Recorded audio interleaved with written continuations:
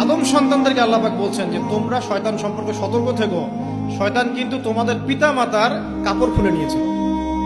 কথা বুঝতে পারছেন? এখন খেয়াল করে দেখেন যে কাপড় খুলে নেওয়া দরকার হচ্ছে না, মানুষ অটোমেটিক কাপড় খুলে দিচ্ছে। কথা কি বুঝতে পারছেন? মনে করে একটা এক্সাম্পল দিই, আল্লাহ না করুক, ধর এই মাঠের মধ্যে 1,00,000 মানুষকে জড়ো করে এই মাঝখানে শহীদ মিনারের কাছে যদি আপনাকে কেউ জোর জোর করে 10 জন মানুষ ধরে কাপড় খুলতে চায়, আপনার কেমন লাগবে? চিন্তা করেন, পুরুষ হিসেবে চিন্তা করেন, মহিলা কথা বাদ দেন। আমি আপনি তো পুরুষ, আমাদের কি ভালো লাগবে? আমাদেরকে যদি বলে যে মেরে ফেলবো অথবা কাপড় খুলতে হবে, কোনটা নিবা? আপনি বলবেন হয়তো মেরে ফেলতাও ভালো, তাই না? তাহলে ওই মানুষদের কথা চিন্তা করেন যারা ইচ্ছায় স্বেচ্ছায় লক্ষ লক্ষ মানুষের সামনে কাপড় খুলে ফেলছে। কেউ বাধ্য করছে না,